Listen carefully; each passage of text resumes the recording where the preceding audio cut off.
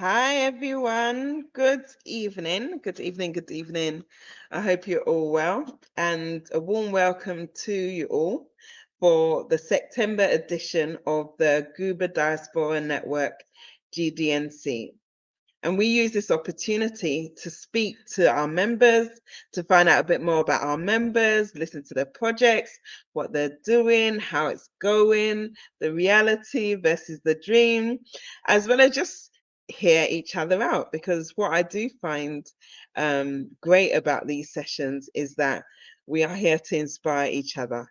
We're here to support each other, and we're here to learn from each other.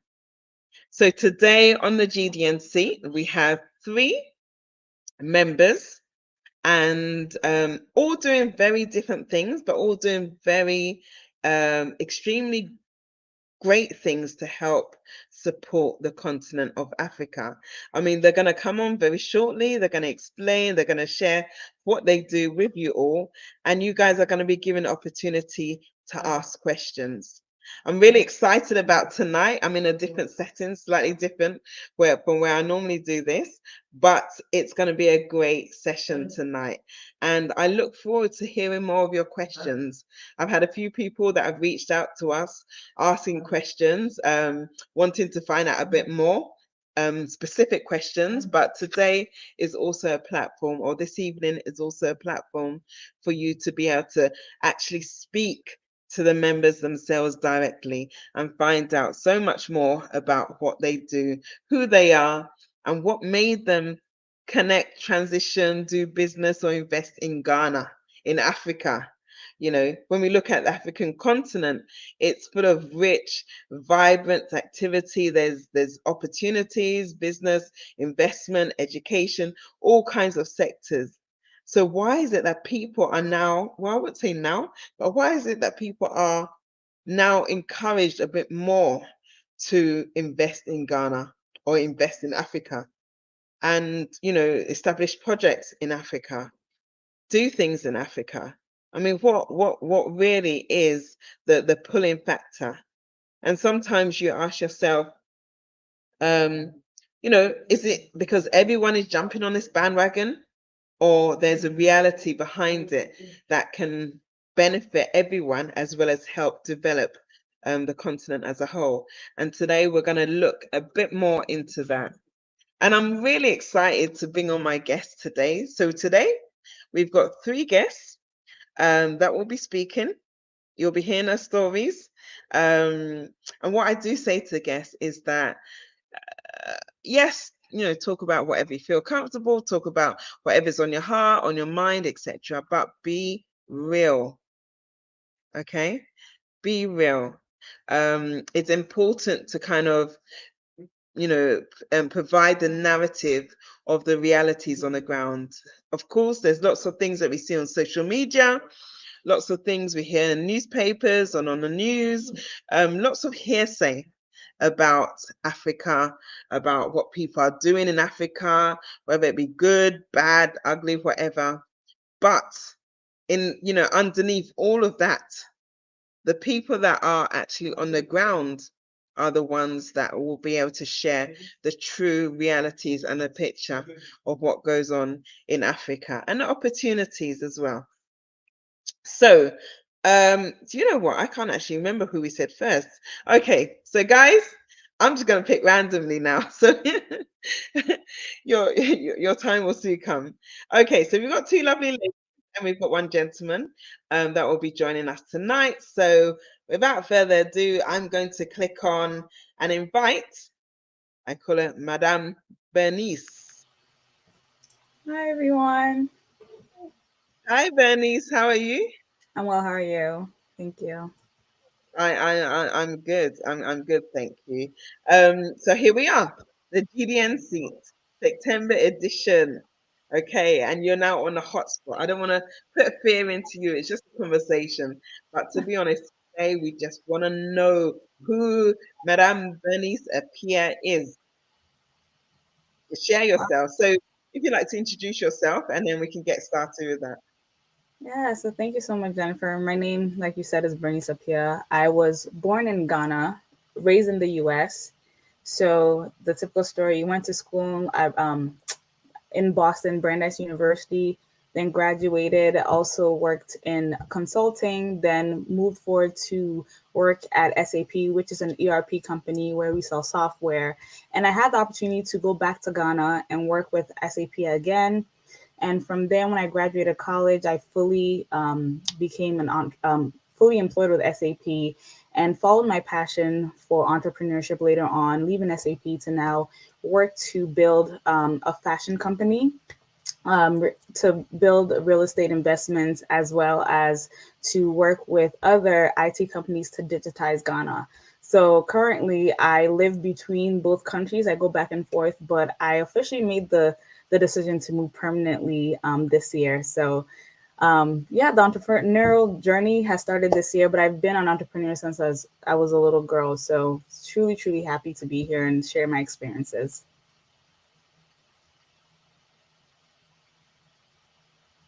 Oh, wow. Wow. So how are you finding the whole transition? Like you mentioned, you've kind of been going back and forth, but now you've actually decided to move. What was it like for you? What was that whole experience? It was interesting because it started as a young woman just wanted to know more about my culture. I realized that I was in school learning about American culture, but wasn't being given Ghanaian culture, so I felt lost. So I actually studied African Afro American studies at Brandeis, which imagine people like, but you're African, why are you studying yourself? And I'm just like, because it's important. But as I studied myself, I also wanted to go back to Ghana to see it. So to answer your question, I started the transition at when I was a junior in college. So I went back to Ghana, and the transition was basically me studying abroad in my own country for the first time since I've ever came to America. And then the transition started be more of, okay, I think I can live here. I think I'm young. I can do this. So it took a lot of, as I would say, a lot of growing pains. But eventually, the transition was made easier because I found the right people, aka GUBA. I found the right people who have also were able to lead the way to say, okay, there are not a lot of women in IT, but there are not a lot of women who are young in IT. So that galvanized me to utilize the experiences I had in my corporate and personal life to say, okay, I'm going to transition. And to relocate permanently, it was a lot of work, but there are other diasporians who have created real estate investments that make the transition feel like, okay, I'm in Ghana, but I also have the same lifestyle that I've had before. And also, there are opportunities that are available. Just have to kind of tap into the market. So, to finally answer the question altogether, the transition was made easy because I had GUBA, I had people who had already done it, and I was one of many who just decided that it's time. It's time to go back home. Yeah.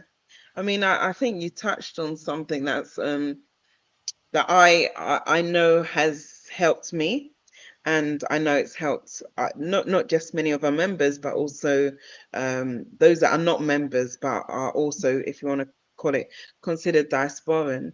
And I think it's the community. It's Mm. just having somebody, like-minded that maybe has also had the same exposure or maybe similar experiences to you, just to have that conversation.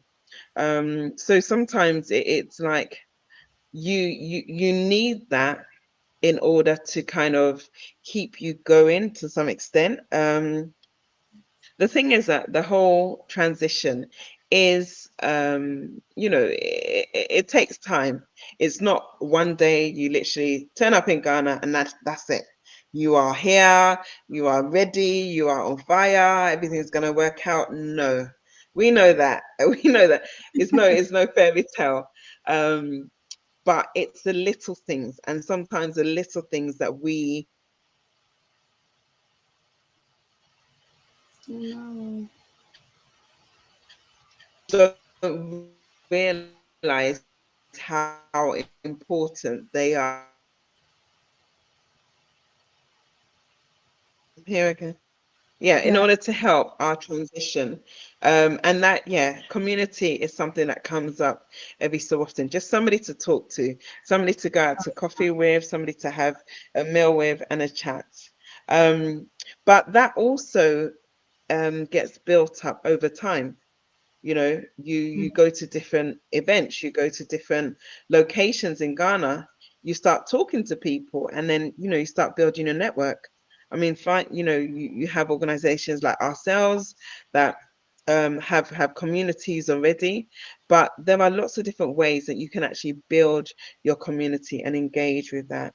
I mean, from your experience so far, what would you say was one of your most challenging experiences so Oh, far? I think you Just said one. this. Yeah, what this one, because you said kind of the romanticize, how do you say, the romanticization? Hey, English is not my first language, so I beg. But how we romanticize coming back home. Like, Okay. I wish more people would say, like, there's a saying, not all skin folk are kinfolk. So don't go to Ghana Mm. thinking, oh, I have family members who help me. Oh, my friend from grade school is gonna help me. You sometimes it works, and sometimes you have to take, like, literally follow your heart, but take your brain with you, because it's not Mhm. everybody that wants the best for you. And I think even that's something that Mm. as you grow up in life, you take it with you. So learning that experience and saying that, okay, something that I struggle in Ghana is accountability. You go Mm. somewhere and you ask for, oh, madam, is there rice and stew? Oh, there is. You're waiting for your rice and stew. They know there's no rice and stew, but they just didn't want to tell you. Stuff like that. It's like customer service. These little things that you're like, this is something that we've in certain places we've learned to do, just Mm. to say yes, no, this is what's going on. You have to run around. So you have to learn to have patience, Yeah. to Yeah. be smart, and to have a goal, because once you have a goal, it's easier for you to not be taking on different rides. Like, there's certain things that I know that I'm not for. Like, I tell my friends, one of the things that was really tough, just to add on to the question, right? Because people say, oh, like, I'm coming to Africa, I'm coming to Ghana. But remember, as much as you are a Ghanaian, there are Mm. other things that might not be Ghanaian. Like, I told one of my friends who come back to Ghana, your body's American, so you can't go eat at the roadside like everybody else. So these are the little things.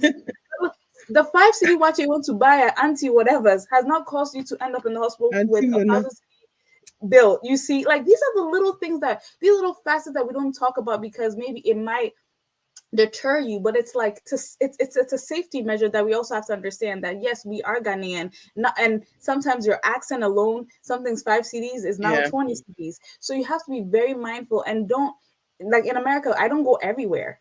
So in Ghana, you also shouldn't go everywhere. You should pick your Yeah. friends, you should pick where you go, you should pick how you relate, what you share, very very wisely, because, like they said, just because we look alike does not mean you're going to get the Yeah. same Yeah. treatment.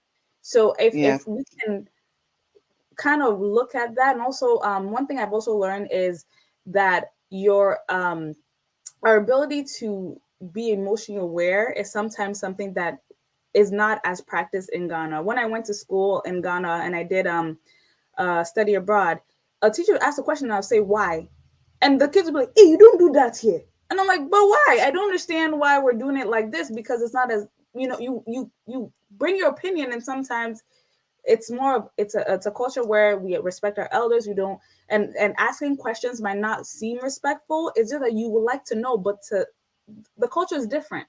So I So, always say, yeah. as Yeah. a Ghanaian, How to go learn communicate the it. culture. The communication Hmm. is Hmm. different, or even the appearance. Mm. Like, I have a tattoo. Sometimes that's not respected in certain places. So you have to understand that Yeah, you but might be welcome here. So yeah, so you have to know that not everything that makes you you can be accepted everywhere. So know where you should go. yeah. That's Yeah. a lot Yeah. of the advice I give to a lot of my friends who are moving back. Like, I'm coming. I'm like, wait, do you have these checked? Yeah. So those are And the you know, I think what you say about yes, because I feel like that at times. You're Ghanaian, but you're not. You know, it's like, you know, you might be Ghanaian by heritage, but in terms of doing certain things, yes, you've learned it along the way. You know, your parents have brought you up a certain way. You either speak the language or speak some of it, or can get by with the Mhm, language. You can eat the food, dress the dress, but you're not quite. So you don't quite fit in. But mhm, at the same time, I think one of the things that you said, and I know, I think was it there was some of us having a conversation about it, our bodies are also different. Yes. I, you know, some of the people around me, they'll eat, you know, wachi in the morning, a couple of hours later, hungry again, another like banku or something, like whatever they eat. And I look at people and I'm like, hold on, but you guys are, like how you eat so many heavy foods. The other day, I got my salad. They look at me, they laugh at me. They're like, why is this going in salad? Salad is like what, garnish? It's like a side dish. It's not a meal. Salad is not a meal. It's not the meal. Garnish and salad is to make it look pretty. I mean, Ghana salad is a whole meal by itself, but the the leaves is the garnish. But with me, that's what I feel like. Just for a salad, you know. And Mm-hmm. again, that is, I guess, based on my experience in the UK, and how some people, we do a sandwich, don't we? We do a meal deal. Tesco meal deal, you got your sandwich, you got your crisps, you got your drink. That's it. That's your lunch. And that's enough. Whereas in Ghana, banku, tilapia, like a whole A meal whole that was fish. ready to put you to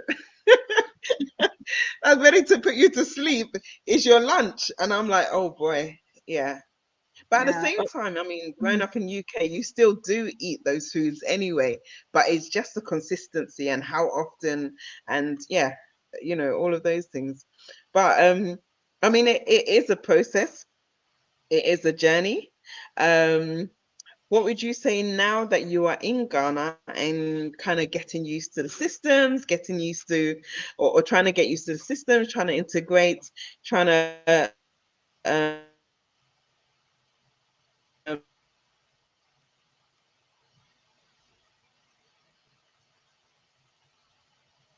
I think he froze a little. you're back. Good, we're back. So now Okay. that you've been in Ghana for a period of time, um, how would you, what are your plans actually? What would you say are your plans in Ghana now you are here, rather than coming over for a period of time and then going back?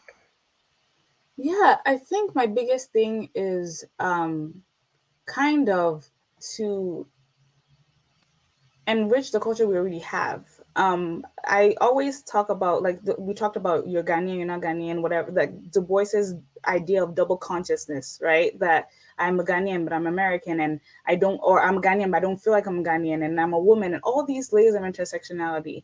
My hope is to kind of push that narrative out there to support the growth of digitizing the nation. And I say that as someone who worked in software. Sometimes you walk into a software meeting and you're the only woman, and then people think there's stereotypes, and you have to fight just to do your job. You have to fight like it's like I just want to do my job. I want to push that narrative that the biggest thing that I want to do is empower other women to be able to take care of themselves and to also enrich the country and the economy. Because when we go to the market, we see the women. When we go to the market, we see the women. They're upholding the economy, but they're barely in spaces where their voices need to be heard due to one reason or the other. So as I've come back, the biggest thing I want to do is encourage more women to come back in the IT sector because we are needed. And more than anything, being in Ghana, oh, the things I've learned the importance of patience. I've learned um, uh, just being diligent, just keeping your word, right? So my hope is, as I'm in Ghana permanently now, that I can say that okay, we've left something that the next generation, when we're doing employment, people are able to get jobs. And the third thing is, like I just left off, employment. The employment issue in Ghana is a huge concern to me. The GDP, the growth of everything, just so many things that are happening in Ghana. You look at it and you're like, this can be solved, but the systems in place we have to force the system to work in certain sectors. So my hope is that by infiltrating certain sectors, right, IT, ERP systems, software sales, bringing the other side of like, okay, bring the mentality that I've learned in the US and implement it into the job sectors. We're able to hire more people and ultimately encourage more growth in the nation. And by doing that, by educating people on the importance of IT, we can then digitize the nation where people outside of Ghana who want to move back can bring the things they've learned, because everybody's leaving the country. You teach them IT, they leave the country to come and work somewhere else. Then who are we leaving behind? So my biggest hope right now is just to like hopefully we bring more women back in the country that are outside. We bring more men that are in the country that are outside, but also we empower the people there to stay, to want to stay in the country, because we don't want one day we come back to Ghana and it's like we're always complaining. I want to be like, I came to Ghana and I stayed, I loved it, and I still travel to other countries, but I'm not coming to Ghana when I, you know, the saying goes, most people come to Ghana to rest and die. We don't want to do that. We want people to come to Ghana to flourish. We're tired of funerals. We want more people to come and stay in Ghana. So yeah, that's my biggest hope right now.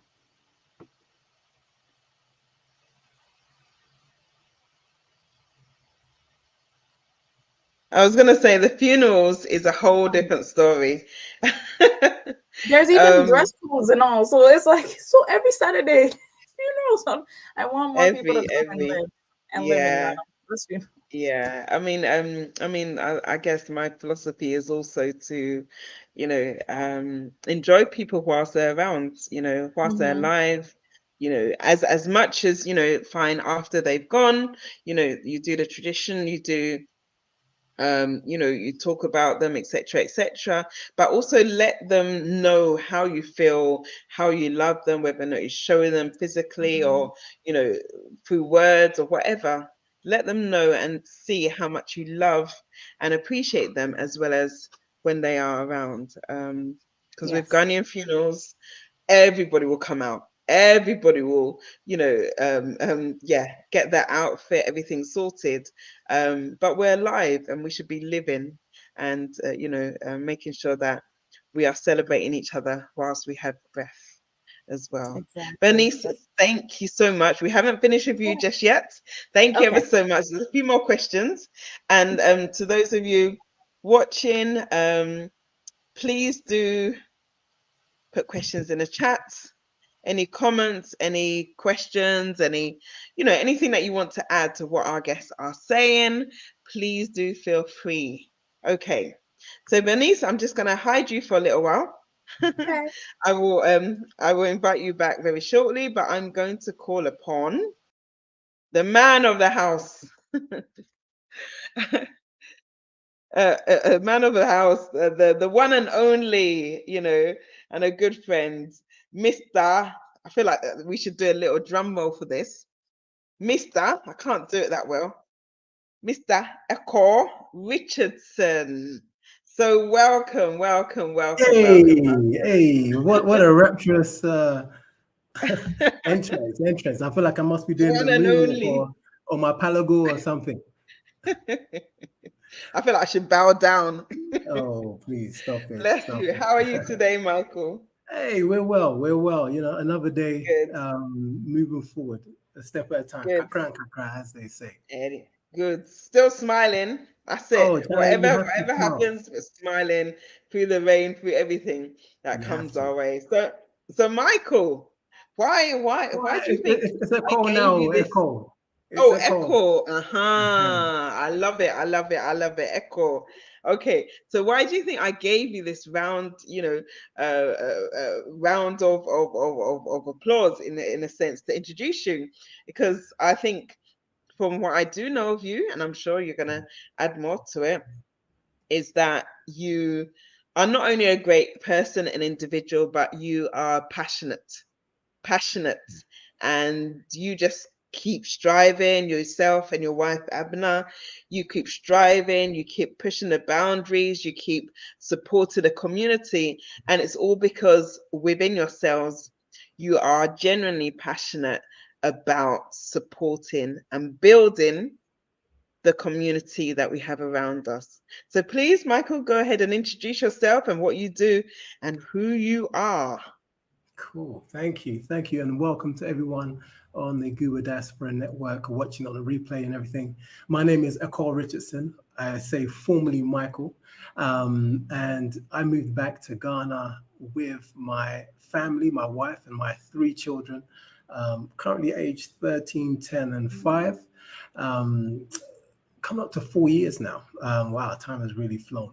And, we started Destination Africa in the UK. And that was off the back of what I call a conscious decision. I had a moment where I call it the awakening moment, my realization moment, where coming home and being able to speak my language and being able to identify with my culture was more than just making sure you don't get ripped off in the marketplace, or you can understand and listen to the gossip. But I realized that it's actually part of who I am, my identity. And at that particular point in time, I couldn't speak my mother tongue. So I made a point and a purpose to go back and research and find out and to learn how to speak Twi. So at 30 years old, I started. I had my son on the way, and I said, you know what, whatever happens, I don't want my son to be in that position where he ends up being in his 20s or 30s and realizes that, he's living in a foreign land and his head has hit that glass ceiling, which they don't tell you about until you get to that point. And at the same time, can't fully appreciate or identify with his African roots.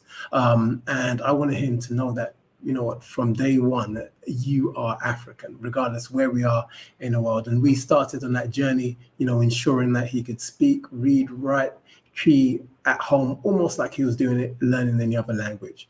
And then fast forward a few years, people were asking us, like, how did you manage to teach your children to speak Twi and, learn and be so proud about the African culture? Living in the UK. So we started Destination Africa at that point. And we opened it up to the community, to those from the Caribbean, from various African nations.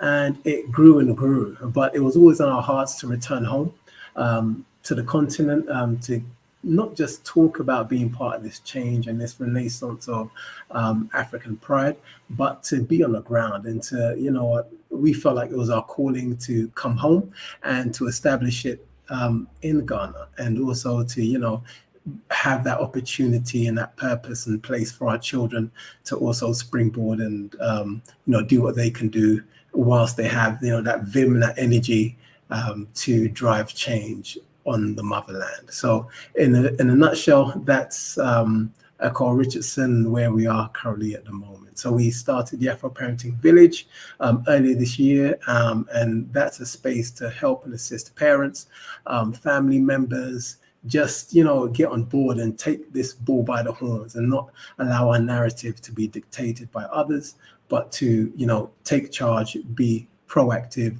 and to impact change one child, one step at a time.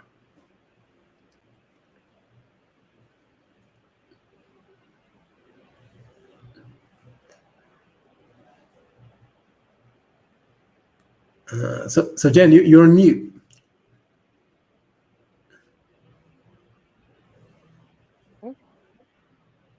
Yes, I can hear you now. Am I? Okay, excellent. I think I'm one of those that can testify that African Parenting Village is amazing in lots of different ways and lots of different reasons. I learned so much. There's lots of parents on the platform that have so much to share, have so much to offer.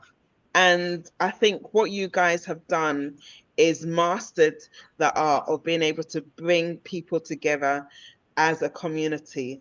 And I think what you guys are doing, not only through the Destination Africa, but through the Afro Parenting Village, is that you are actually targeting and delving into an area that maybe some parents just don't know how or where or who to engage with in order to get that support in Ghana. I mean, yes, there are lots of different diasporan groups out there, but who's working with the parents? Who is helping the parents? Who's guiding the parents? Because sometimes with the whole transition, it's not just about the adults, it's also about the children.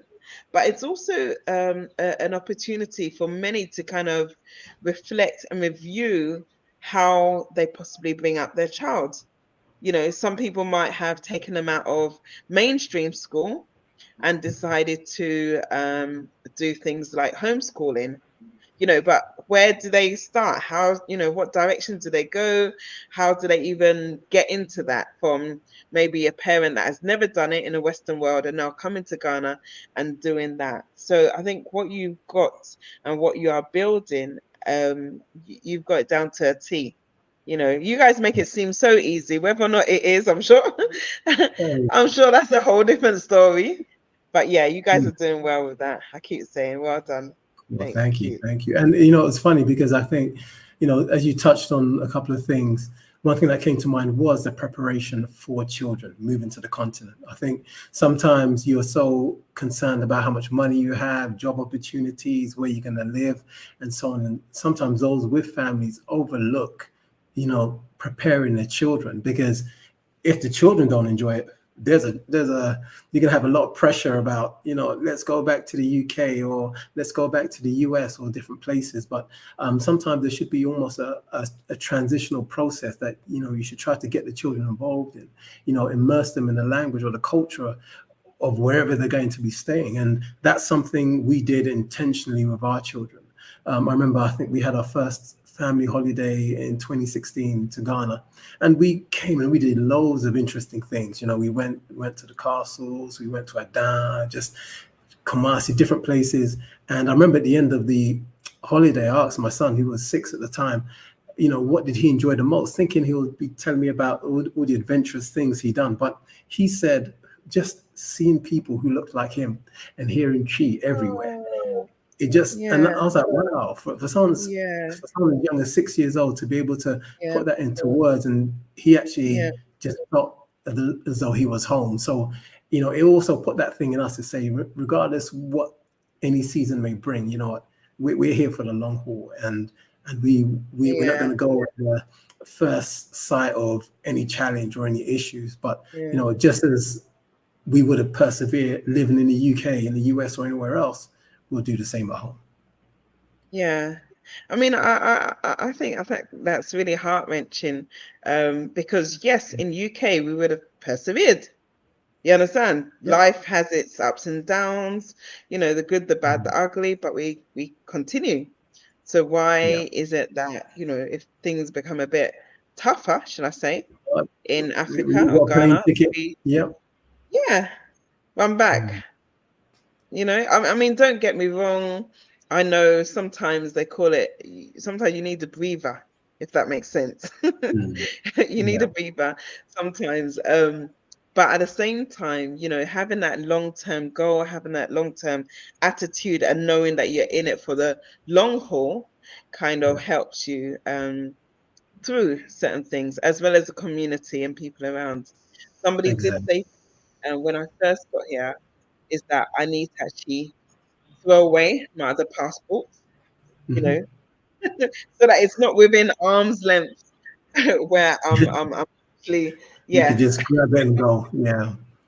Yeah, it is. I mean, so what would you say is the next step or the next phase of Destination Africa and Afro Parenting Village? Because you guys are on it, and I lift my hand up to you guys. Oh, well, okay. For us, for the Afro Parenting Village, you know, the next step is really that there are people at different stages of the journey. So the Afro Parenting Village is almost, we treat it as an African community, you know, in the sense that there are people who, although it's an Afro Parenting Village, there are people who would love to be parents. And I always say, you know, a lot of us, we sort of were given the, you know, the bait and switch. You're like, oh, this is the lovely side of being a parent and whatever. And then you get there and then they switch it and here's the reality. And many weren't prepared or didn't know what they were getting themselves in for until they were in it. And now it's a case of, you know, sink or swim, where this space is for those who would love to or think about it, and they can join conversations and they can hear about, you know, some of the challenges. You know, what is it like if you lose a spouse? What should you be looking for in a potential partner? X, Y, and Z. You may not have children, you may not want children, but you're an uncle and auntie to somebody else. And how can you impact or support that parental journey and coming along. So there's so many different aspects, and those are people who don't have children, yet alone those who have children. And we want to open up because there's a narrative from the African perspective that isn't being told every day. And sometimes you can go on Instagram and look at certain general things which are good general knowledge or good to know or nice to have. But then there are certain dynamics in that Black space, in that Afro space, which sometimes, we don't share our narratives enough. And a lot of us are struggling or are in challenged situations, but we tend to have that sort of stiff upper lip, don't mention it, it isn't a problem. But once you hear someone else talking about the challenges of parenting or potential, I feel like I'm going mad, and another parent goes, yeah, me too. And like next thing you know, everyone's going, yeah, me too. We're all going mad in our own little way. So you realize, you're not alone. And it's about creating that safe space and not just talking about it, but then having practical and active steps and resources to allow people to take that next step so action can also happen as well.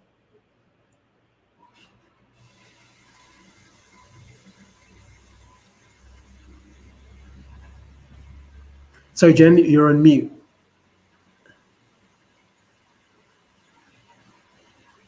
I think this computer has a mind of its own. What I was saying is that I think it's lovely, that analogy where it literally takes one person to be brave enough to come out and say, hey, I'm tired, this is not working. And then you realize that everybody is in the same boat, but for whatever reason, yes. And it's a cultural thing. It's a cultural thing. It's not like that. Don't hang your dirty linen in public. It's that sort of thing. Like, oh, you can't be seen to be struggling. Everybody must. No, I'm doing fine. I'm doing okay. Yes. And then so we have these conversations and these discussion spaces, and some people are like, me too. And then all of a sudden, I'm even myself like. You can only live one perspective on one life, but sometimes you'll hear from people who've lost spouses and how the families have reacted and so on. And you're just like, wow, and sometimes you may see someone on the street and they're short or they're snappy. And then you actually realize that, what, they could be going through different things. So it gives you that sort of patience and that space as well to say, what, just feel for people. People are going through various things, and I remember one of the things before I came to live in Ghana was, you live in the West, so you're high paced, things are moving, you're always under pressure and so on. And then I used to have this sort of perception that, people in Ghana, life is slower. Why should they be stressed or why should they be stressed out? But you know what? You start to see that people have their own issues and own challenges, and some are financial, some are social, and so on. But it's a different environment, but the levels of stress can be serious and crippling. So it's just about having that understanding of the different environments as well. So it's been a great space in the community for people to understand different cultures and different spaces. And we're still learning. We're learning from each other, we're learning from our environment, we're learning from our children. We're understanding how to parent differently. I mean, again, being in the Western world, you might have had one style of parenting based on what is acceptable socially. And now coming to Africa, you also see that there are more and wider variety of parenting, and it could come in the little things. I mean, I think sometimes when we look at, our parents and the way they parented us, we can there's lots of positives we can take from it. There's lots of things that we might say we would change with our children. But it's all a learning curve, and it goes through different generation. And I think me personally, I love sitting and having a good old conversation, even if they're repeating the same thing over and over again. I love having a good old conversation with the elderly. Our grandmothers, our grand aunties, they've got a wealth of knowledge that they, can impart on you. I mean, bless them. Sometimes you feel like they're always telling you off, but it's for a reason. They're trying to, And it's the Crazy. parenting style. They're still Mhm. teaching you more, and it's just beautiful. It really Yeah. is. I And that's the think, thing. That's one of the real beauties of coming home as well. That extended family, especially if you're, yeah. of Ghanaian heritage. I remember one of my aunties turned 100 earlier this year, and we had Hey, well family done. fly in from the States, from literally around the world, and it was nice. I was telling my son, "This is your great uncle," and it's like his mind was getting blown because in the UK, I mean, we had family and connections there, but it just wasn't the same as when you're on the continent, and there is that real appreciation of family and network. Yeah. And you hit it on a nail on the head. Appreciation of families. Mm. Africa, Ghana, most African countries are very much about family, about the community. Somebody actually highlighted this the other day that sometimes in Ghana we talk about the police force and the police are doing this or they're not doing that, or pointing fingers at them all in all directions. But Mm.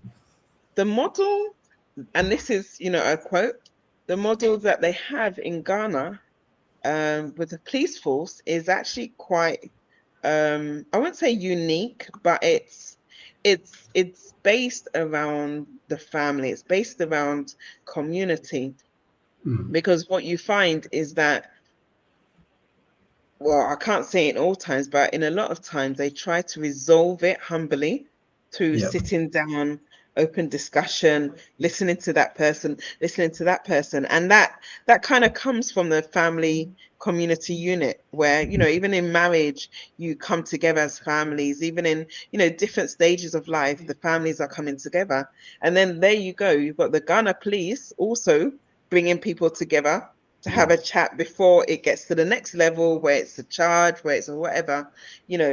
There's all kind of ways to resolve a situation, and sometimes we need to go to grassroots level and just listen and voice and speak to each other. Yeah. Yeah, so I mean, that's one thing I have to say that I do like. I do I do rate the police for. Everyone Mhm. has their own opinion, but at least there's a positive aspect in that. But yeah, I mean, again, Ghana has got lots of learning curves for all of us. Like I was saying to Bernice, you're Ghanaian, but not quite Ghanaian, but you're still learning. You may not have lived or been born and raised in Ghana, so your way of speaking or your mannerisms or behaviors might be slightly different. But that's also something that we can embrace for those of us that have lived the majority of our lives outside. And I think it's something that we also pass on to our children, Yeah, but definitely. I mean, I'll add on to that in the sense of, I never let anybody tell me you're not Ghanaian, never. Hmm. And here's the point.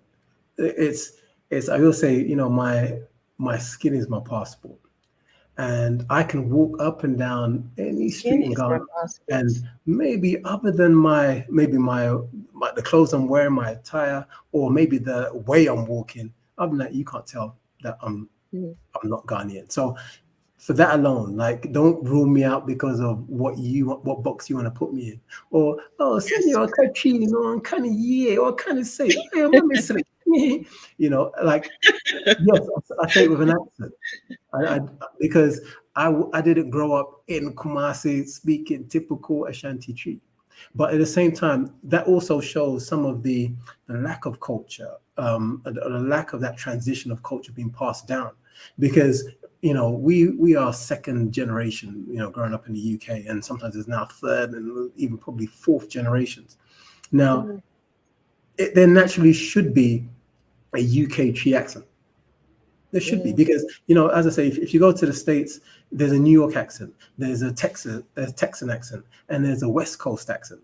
There are different accents, and they all speak English. So if I Yeah. grow up in London, I should have a bit of a London twang to my tree. If I grow up in Mhm. Germany, the What Germans flies in it?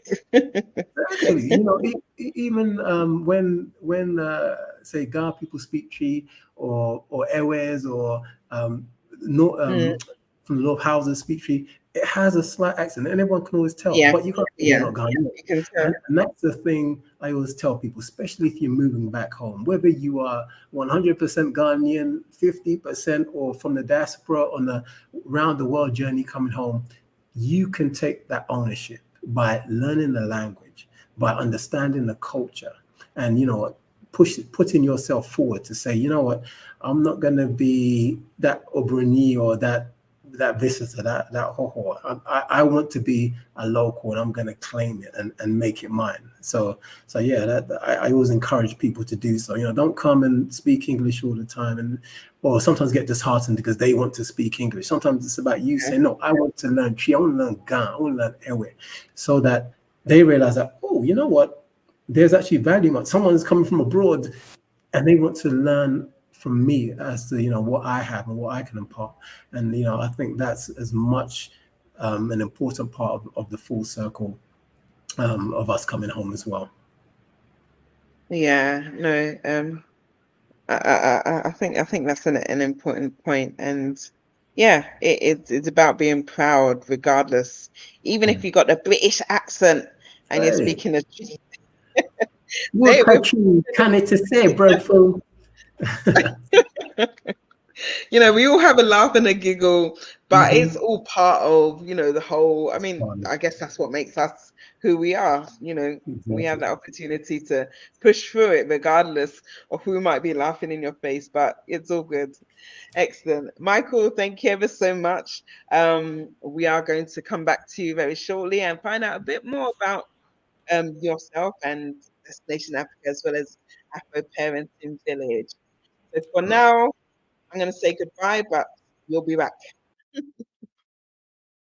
Okay, so ladies and gentlemen, I'm going to invite our third guest on tonight. And this lady, an entrepreneur, she's going to explain and talk a bit more about herself. But there's none other than LaTangela Rogers. So hi, sis. How are you? Oh, sorry, LaTangela Rogers. What did I say? Robert, so sorry. How are you? Well, it's evening for you. It's afternoon for me. It's about 12:47 here. Oh, wow. And where are you calling from? California. Where are you doing? Oh, I keep saying I need to go to the West.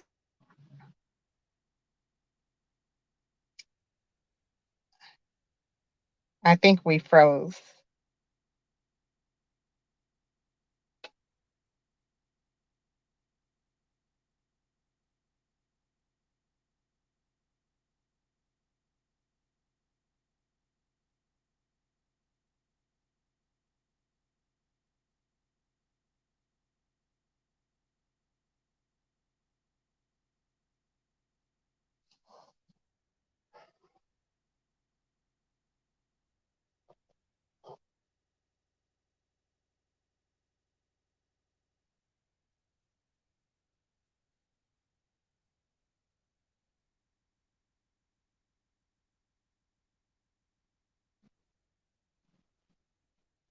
Oh,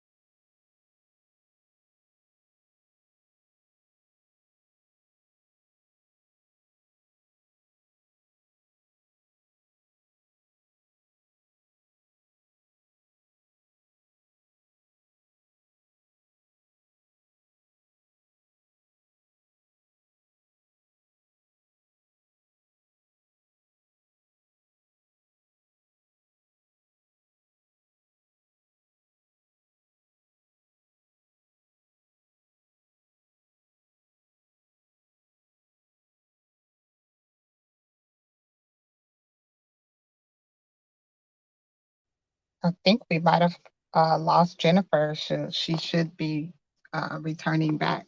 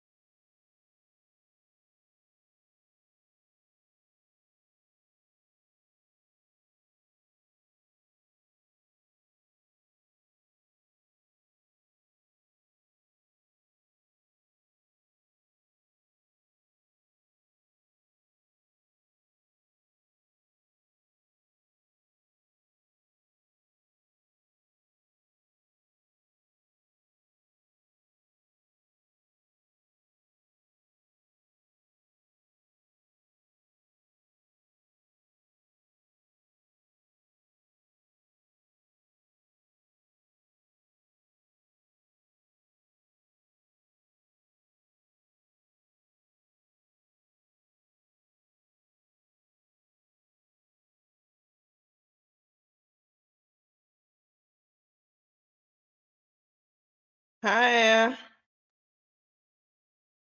Hi. Sorry about that. Internet just went off completely, but we're back. We're back. We're back. We're back.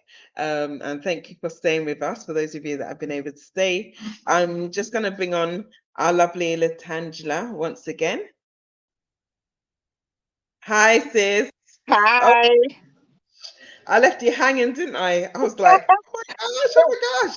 It went So off sorry. literally, and then something happened, and then I ended up in the back in the backstage, and I was like, oh, okay, well, I'll just wait. Oh my God, you were able to hold fort. Okay, so let's Yeah. start again. Second time lucky, yeah? Yeah. So LaTangela Rogers, lovely to have you on the show today. Thank So you. how are you, girl? I'm doing well. I am, as you Good. can see, I'm in my car. Yeah. So I'm traveling. And Okay. when I got your message, I was like, of course, Yes. I'll join. I don't care if I have to pull over. So, um, Oh, bless. Oh, bless. So when was the last time you were in Ghana? so my last time being in Ghana, I want to say last November. So this year, Okay. I have really been focusing on South Africa. Oh, And nice. yeah, so I plan to have camp come in November. We'll kind of see, because I'm expected to be a couple of other places, but I'm expanding the business that I do. So, putting some olive branches in some other places, to make my platform a little bit larger, and to give people a lot more options, apart from Ghana. But Ghana has always been Yes. the top of my list. Okay. It's got a special place there, right? Uh, Absolutely, absolutely. I think Excellent. the last time we communicated, I was expressing to you some of my troubles and concerns about being able to do some things in Ghana. So if you want, I could just tell everyone a little bit about myself and what I do, Yes. and then Yes, go just ahead, kind of jump sis. in from there. Okay. So my name is LaTangela Rogers, and I currently reside in the U.S., California to be exact. I originally started coming to Ghana in 2019, where I began medical missionary work. And from medical missionary work, I began to see a lot of the different trials and tribulations with the infrastructure that was taking place in Ghana. So I decided to expand out and to launch my own travel, tourism, and investment company. And that is really to give people the opportunity to do leisure travel, but also to invest in Ghana as well. And I have since expanded that business into South Africa, enabling people to also do leisure travel and investment travel touring as well in South Africa. The name of my company is Kingdom Living Travel and Tours. And again, we specialize in investment tourism. So that is my number one um, thing for right now. I also have a nonprofit organization, which I started in Ghana, called Rose of Jericho Community Development, which focuses more on the community, more on bringing in additional resources in terms of charity. So it's kind of like a twofold. The companies, they are separate, but also working hand in hand, if that makes any type of sense at all. So I think Jennifer went out again. Here she comes. I'm here. I'm here. I'm here. I just loved hearing you speak. That's why. Oh, brilliant, brilliant, brilliant. I Yeah. mean, I like the fact that you are also highlighting some of the other African countries that you're thinking of doing stuff in as well. Hmm. But let's take a step back. When you say investment tourism, Hmm. okay, please expand a bit more on that. I mean, there's, I guess, you've got investment tourism, you put the two together, but what does it actually mean? What's Okay. investment tourism? You know, when I look at the amount of people that are traveling, we spend a lot of money, especially when in terms of when we're going to a different continent. I can tell you as how much dollars I've actually spent going back and forth into Ghana just alone, let alone traveling to other places on the continent. It's in the thousands of dollars. And so when I looked at it, I said, what is my ROI, my return on investment? What am I getting when I'm putting a lot of my dollars to travel to these destination locations? And so I began to look at how to be a bridge between leisure travel and actually investing. So those of us who live in a diaspora, but we want to find out places to put our dollars. I know a lot of people who have attempted to invest dollars in Ghana and have lost in the thousands because they didn't connect with the proper people, trying to purchase land, trying to either relocate, and all their money have gotten just basically swallowed up by people wanting the extra monies on top of it. So then they ran out of money and not able to actually relocate. So I wanted to become a bridge to a safe space for people to make the proper connections that they need to make, invest in either real estate, not even just real estate, different types of business. So I've gotten in connection even into the mining, healthcare. If you're interested in healthcare, just helping to bring jobs to the continent so that we can kind of start to deal with people trying to have all these different side hustles or scams to scam people to get money. So if we bring jobs, that will also, I think it'll contribute, and it's a return on your investment. So you're not only just treating yourself to some luxury travel, but you're also treating yourself to find out what's available in the communities, the local communities in the destinations that you're visiting that could use assistance or could use different types of businesses to help build up the communities as well. You're on mute. Me chatting away.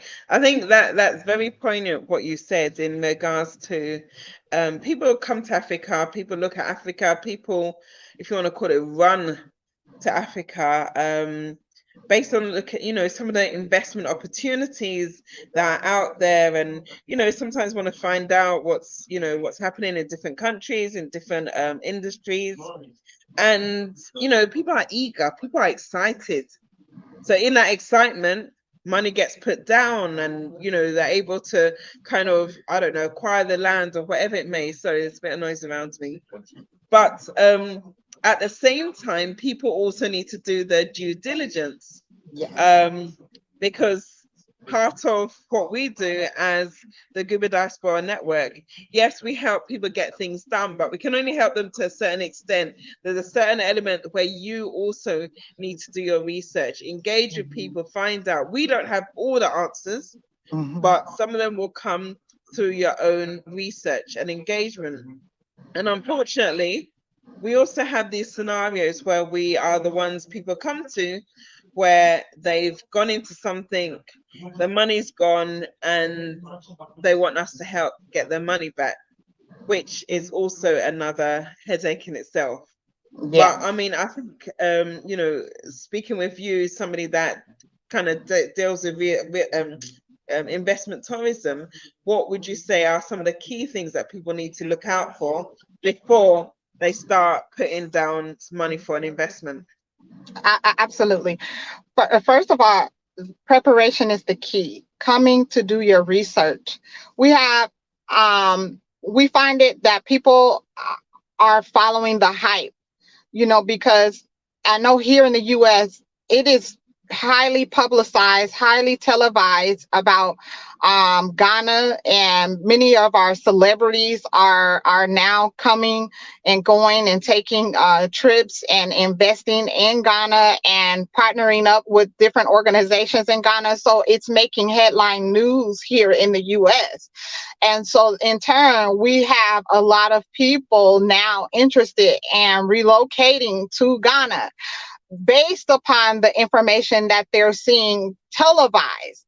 But not having been there, people are just jumping up and saying they're leaving without doing any type of preparation, and not understanding that these are celebrities who have massive connections to be able to come in, move, and purchase lands and do whatever they need to do because of their government connections and all of those. But if you're a regular average Joe or Charlene going to relocate, it's a different thing.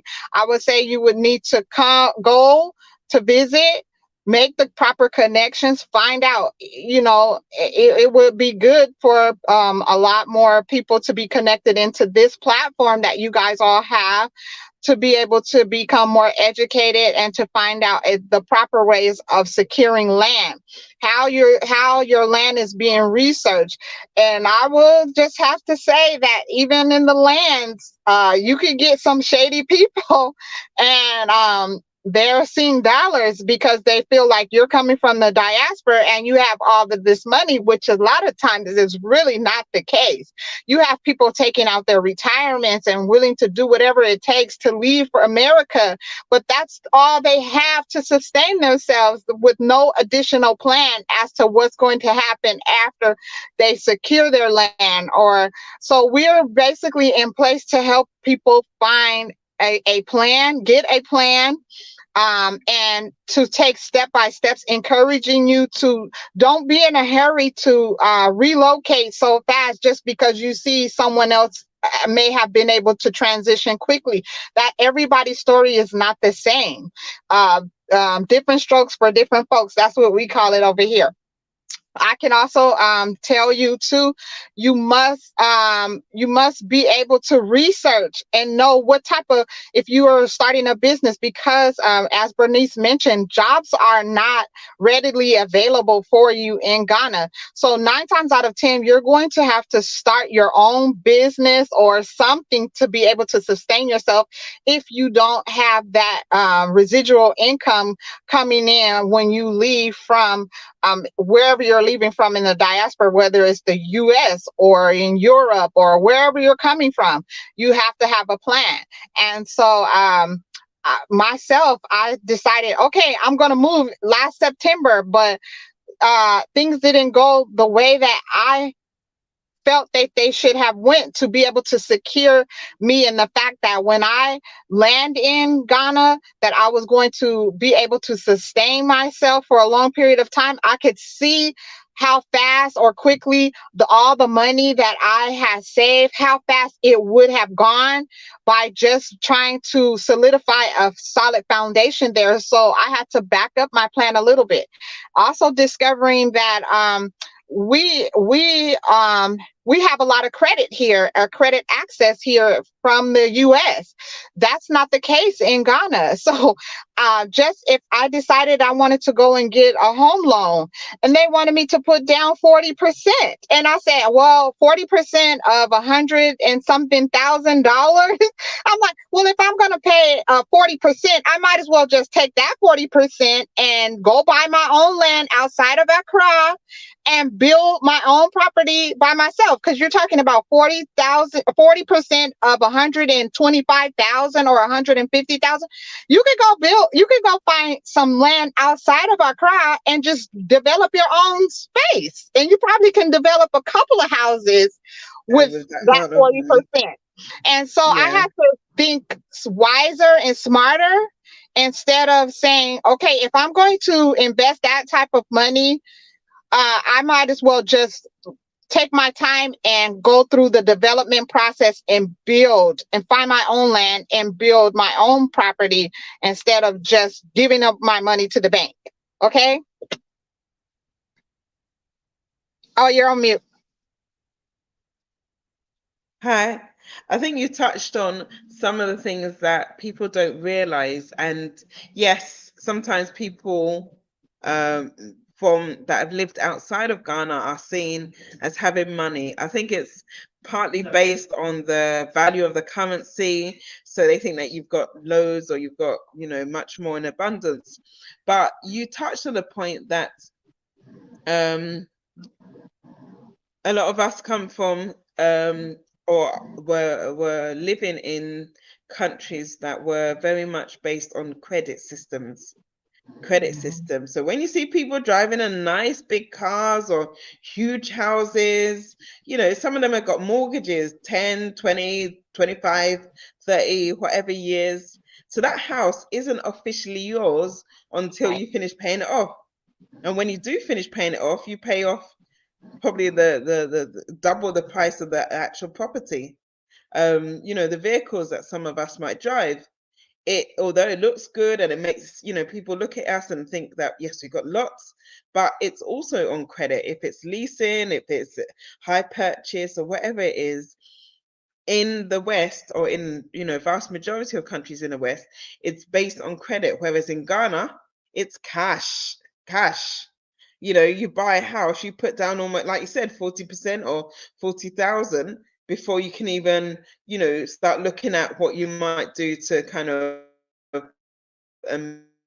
pay towards the rest of it. And that's the thing. Some of the diaspora community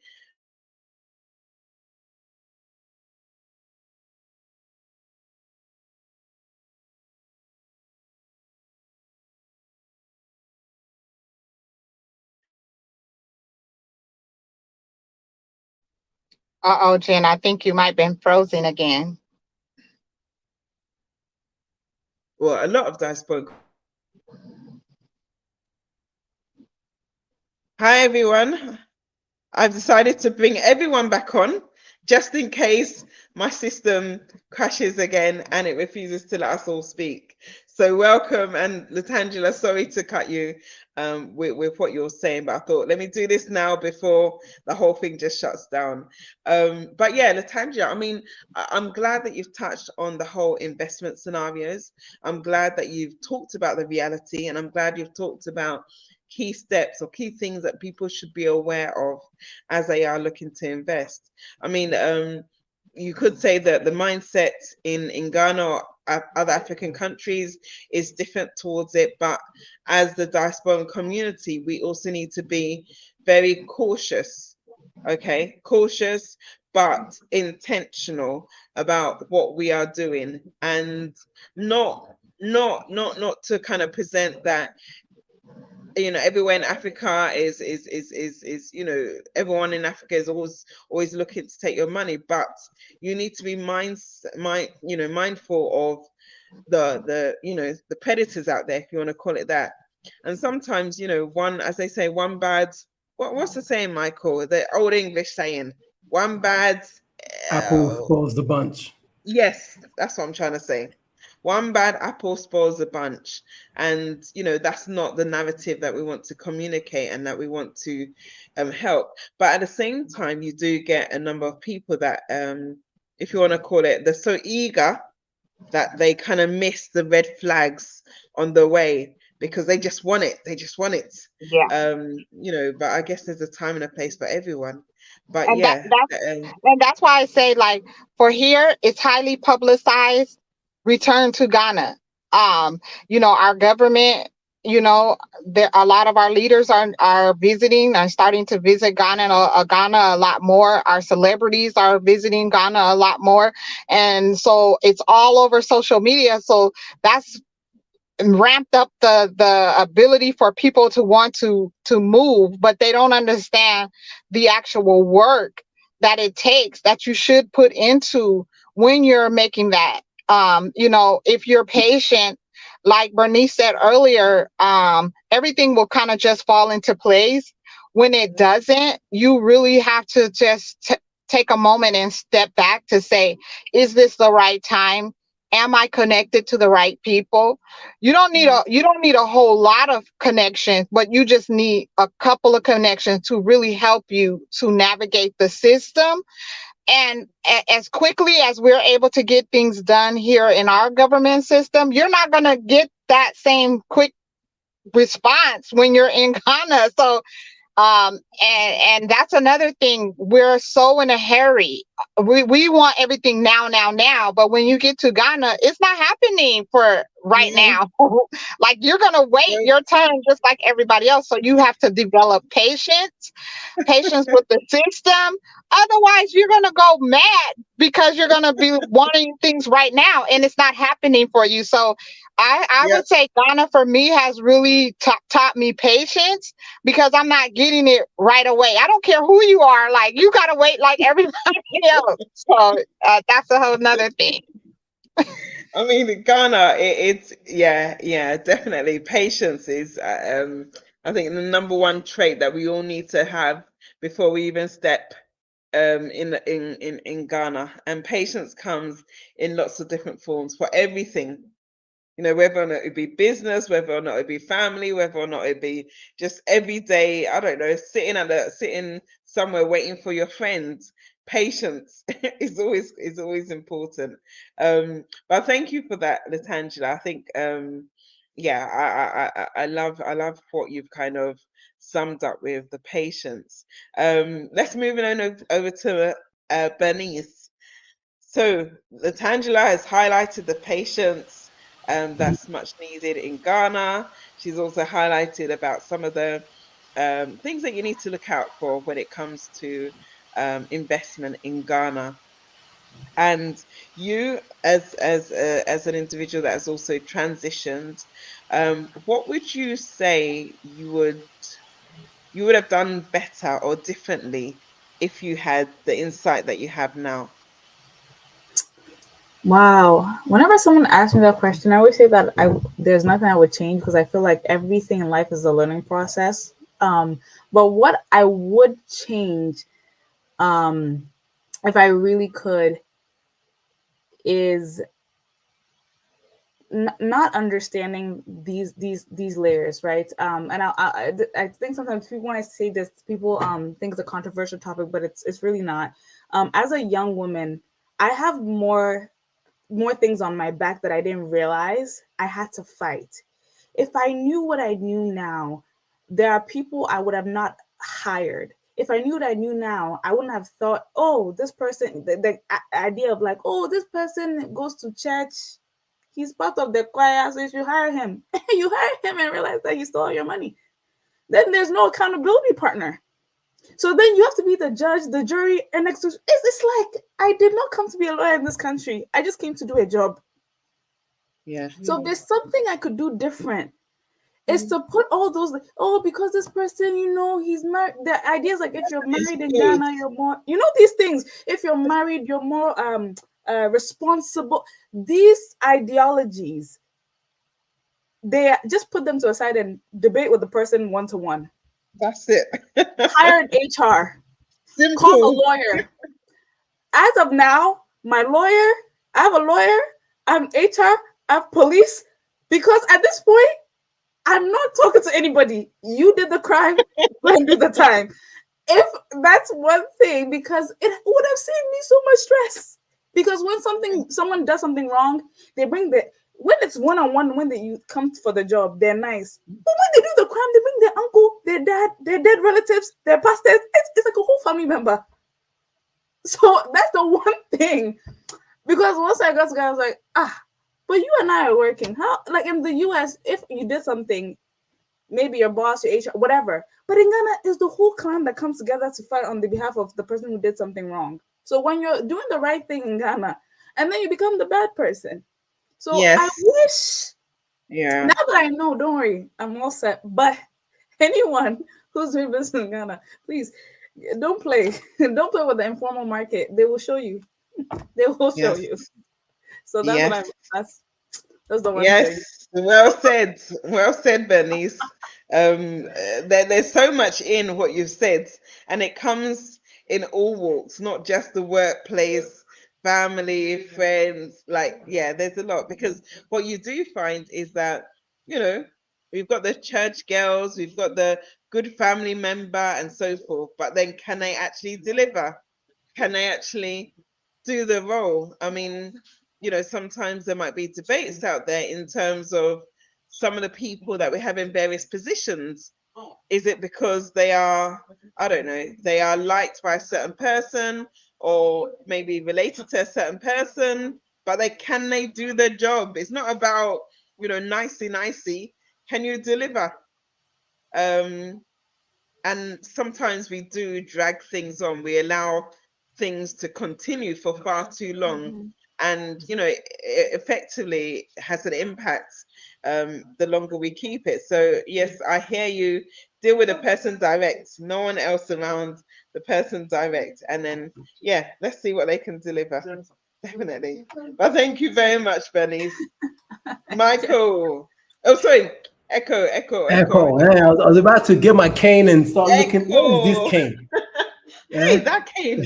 Hey, listen, can't even tell you the stories about that cane, but we know about the cane. Hey. Yes. So But for me, you you, know what? Mhm. It's interesting. I think before coming, did a lot of research. You know, spoke to loads of family members, friends. When we were coming on holidays, just going to as many people as I could, ask them questions and so on. So nothing really, just like Bernice, nothing really shocked me. I guess there's certain things you just have to live through. And, you know, it's like you have to figure out where that tolerance level of yours is for certain things. And that's really it. Like there's certain things I can't tolerate. And you just have to make sure you build your life around it in such a way that, you know, you're no longer worrying about the potholes, but you're worrying about the good roads or the positive things in life. And I think Ghana is a real spectrum, from I'll say have to have nots to informed to uninformed. I mean, it's like the full wavelength of mindsets, and you find all of those people in one place. And like you're saying, you may have an expectation of saying, okay, you know, someone should work a particular way or have a particular work ethic, but they may have the work ethic, but they may have something else missing, and so on. So sometimes being able to listen to your intuition, or, you know, listen to a wise head, someone who's been there before, and be like, I won't hire that person because right now, you know, they're showing you that they're lazy, you know, the lazy gene is coming out. And sometimes you want to be, oh no, they'll change with time, and they don't. So, you know, it's those lessons you sort of learn over time and so on. And like I said, just be patient, really be patient. Talking about the land issue that you guys are speaking about, I've heard so many stories. I mean, to the point where I remember someone told me that they bought land. I was like, okay. So I asked them about your lease renewal. How many years do you have on the lease? And then the eyes went a bit glazed. I could see, like, you know, headlights and deer and everything. And I was like, oh, okay. He is unaware about the lease renewal, knowing that. So I said, if I was you, this is what I would have done. I would have tried to sort my citizenship before I got my land, because if you sort your citizenship, then you're maximum 99 years of the renewal. As a non-resident, you're 50-year maximum, and even if you get your citizenship thereafter, it's still 50 years. So it's better off waiting 3 or 4 years or whatever, however long it takes to get your citizenship, and then you get an extra 49 years on your lease. But at that point, similar to what you said, people come to you after they've already handed over the cash, and so on. So, you know, get in touch with people who know what they're doing and understand the terrain, or else you will get burnt. And like you said, there's no committee to come back to and the ombudsman to say this happened to me and I was wrongfully treated, because once you hand over that money, it turns to smoke. So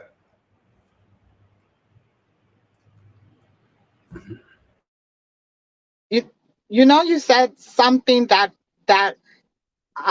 is what really made me get into the investment side, is because of the lack of knowledge And you know, when you're in Ghana, everybody's a realtor, but there is no certification like how we have here. You have to go to training and you have to become licensed. Hey, that's not happening. So you you really have to be careful of even those people who say that they're a realtor, because you need to do your due diligence and actually find out if this person is actually viable and that are actually handling the proper lands, or it's just someone that's being an imposter. And no one, of course, we don't want to talk about it, and we do want to promote the positive, but we have to, in turn, educate individuals about how long is going to be your land lease. You know, how long you, because you might have this massive plans. Like myself, I have these massive plans. I don't want someone to be able to come in later and say, I'm taking your land. Like, what? Are you really? So slowing down, it's Ghana's not going anywhere. So whatever your plans are, work your plans through, but be patient with the process, because in the end, it will save you a lot of headache and trouble, but you will also gain the experience and the knowledge to educate the next people that's coming behind you. So we have to realize that what we do, someone else is going to want to do that. So if we learn the process, then in turn, we can educate other people, and they can turn around and do the same education. And we can get the proper assistance that we need for people to come back from the diaspora to contribute their skill set, because that's what's needed, for more of us to come back and bring our skill set to help build a better place, not just in Ghana, but all over the continent of Africa, right? So Yeah, I think that sharing of skill set is an important thing, and of course it can work both ways, but sharing the knowledge, the expertise, their experience, because there's experiences in Africa that we need to learn. There's experience outside in other countries around the world that we can also share. I mean, the common goal is to support and build, as well as uniting as one in order to make things happen.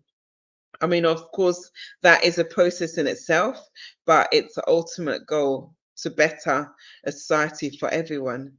I mean, guys, thank you very much for today's session. I think it's really been insightful. It's been an eye-opener. It's been interesting. And it's just great to hear from each and every one of you about your journey with Africa or with Ghana as a whole. And these sessions, I mean, how minor or how major you may feel that these sessions are, they really do inspire people. And let's continue to support each other in whatever it is that we are trying to do, because as Tesco's in UK, every little helps, and it really does. Even the small things make a big difference. So let's continue to push, let's continue to guide and support each other, and let's continue to unite as a community as a whole. And I wish you all the very best in your various endeavors. I feel like there's more meetups and more sessions that need to be had, so that we can meet each other a bit more physically on a regular basis, so that we can talk more about some of these projects and some of these things that we're doing. And you know what? Every single one of you, is making a difference, is marking the territory in Ghana, and it's kind of bringing people together as you go through that journey as well. But thank you all very much, and lovely to meet you all again. So take care, and good night everyone watching, and thank thank you you. once again. Take care, guys. Bye, Take care. everyone. Thank you. Bye. Bye. Bye. Bye.